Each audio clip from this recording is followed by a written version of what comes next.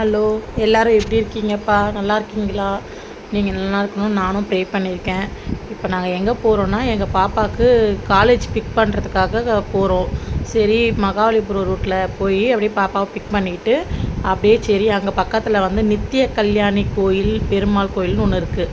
அதை வந்து பக்கத்தில் இருக்க அந்த காலேஜில் பக்கத்தில் இருக்க ஆட்டோக்கார் ஒருத்தர் சொன்னார், அந்த கோயில் ரொம்ப ஃபேமஸான கோயிலுங்க, இவ்வளோ தூரம் வந்துட்டீங்க, போய் பார்த்துட்டு வாங்க அப்படின்னு சொல்லி.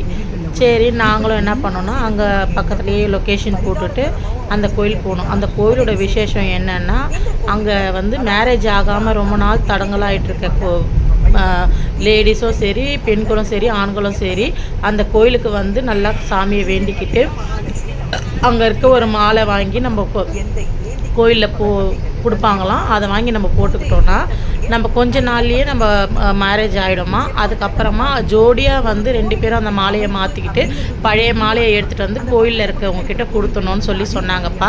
சரி, நாங்களும் போய் எப்படி இருக்குன்னு அந்த கோயில் பார்க்கலாம் அப்படின்னு போனோம்.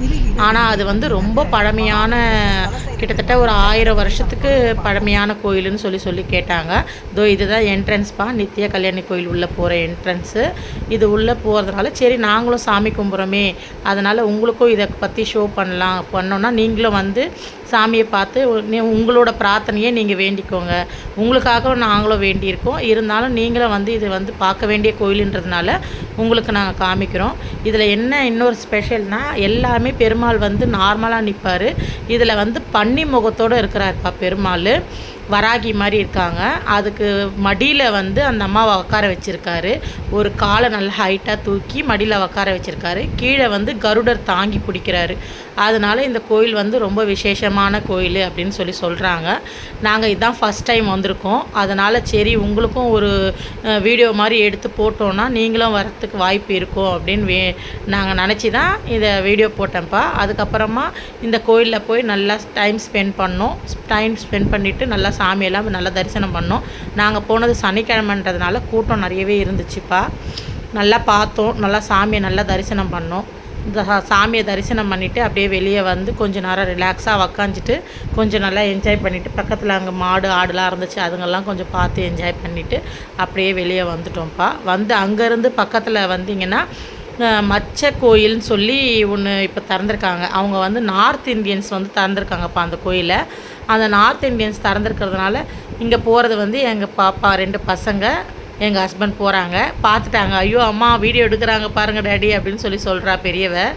அப்புறமா இது வந்து கோயில் உள்ள என்ட்ரன்ஸ் ஆனவுடனையும் அந்த சாமி பீடம் இருக்குல்லப்பா, வெளியே கூட்டிகிட்டு போவாங்கள்ல அந்த பீடம் அது. சரின்னு அப்படியே உள்ளே நுழைஞ்சோம். சாமி வந்து பார்க்கக்கூடாதுன்றதுனால கோபுரம் காமிச்சிருக்கோம்ப்பா. கோபுரமே பார்த்தாலே கோடி வணக்கம் சொல்லுவாங்க, அதனால் கோபுரத்தை உங்களுக்கு காமிச்சிருக்கேன். நீங்களும் பிரார்த்தனை பண்ணிக்கோங்கப்பா. உங்களுக்காக சேர்ந்து நானும் எல்லோரும் நல்லா இருக்கணும்னு பிரார்த்தனை பண்ணிக்கிறேன். இப்போதோ அந்த பக்கத்தில் இருக்க ஈசிஆர் கிளம்பியாச்சுப்பா. அந்த ஈசிஆர் கோயிலுக்கு போயிட்டுருக்கோம்.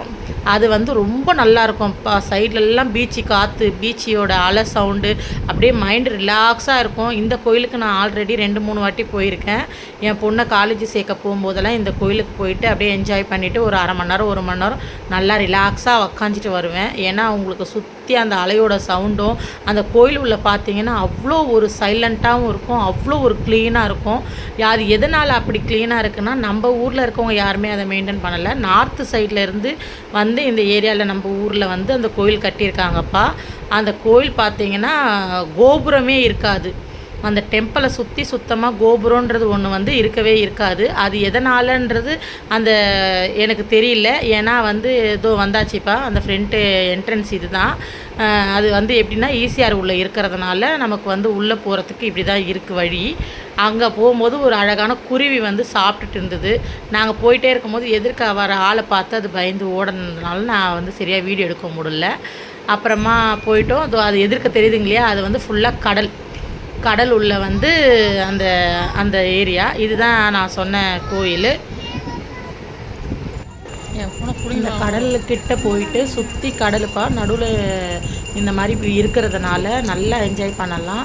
நாங்கள் போயிட்டு நல்லா ஃப்ரீயாக உக்காஞ்சி இந்த கோயிலை பார்த்தோம். கீழே இன்னும் நிறைய சுற்றி பார்க்குற மாதிரி நிறைய சிற்பங்கள்லாம் வச்சுருக்காங்க. பசங்க என்ஜாய் பண்ணுற அளவுக்கு நல்லா கொஞ்சம் அந்த கல்லெல்லாம் போட்டிருக்காங்க. அது வந்து பசங்க என்ஜாய் பண்ணலாம். ஆனால் நாங்கள் கீழே போய் பார்க்கலப்பா, கீழே சுற்றி பார்க்கல. ஏன்னா பசங்க வந்து பீச்சில் போய் கொஞ்சம் ஸ்டில்ஸ்லாம் எடுக்கணுமா, ஃபோட்டோஸ்லாம் எடுக்கணும். அப்புறம் ஈவினிங் ஆயிடுச்சுன்னா எங்களால் அந்த ஃபோட்டோஸ் எடுக்க முடியாது, வாங்கம்மா போகலான்னு சொன்னாங்க. அதனால் சரி நாங்கள் என்ன பண்ணோன்னா, சும்மா கோயிலில் மட்டும் கொஞ்சம் நேரம் உக்காஞ்சி ப்ரே பண்ணிவிட்டு நல்லா கடவுளை வேண்டிக்கிட்டு அதே மாதிரி கொஞ்சம் நேரம் ரிலாக்ஸாக இருந்தோம்ப்பா. ஏன்னா அந்த இடம் அவ்வளோ காமாக இருக்கும், அவ்வளோ ஒரு சைலண்ட்டாக இருக்கும். அதனால் அந்த இடத்த வந்து நாங்கள் கொஞ்சம் நேரம் என்ஜாய் பண்ணிவிட்டு அங்கேருந்து பக்கத்தில் வந்து பசங்க ஒரே தொல்லை பண்ணாங்க, வாங்கம்மா போய் ஸ்னாப் எடுக்கலாம் அப்படின்னு. அப்படியே சரி பீச்சு பக்கமேப்பா, ஒரு 100 அடி எடுத்து வச்சோன்னா பீச்சுப்பா வந்தோம். சரி பீச்சில் வந்து அன்றைக்கி சனிக்கிழமைன்றதுனால கொஞ்சம் க்ரௌட் அதிகமே இருந்துச்சு.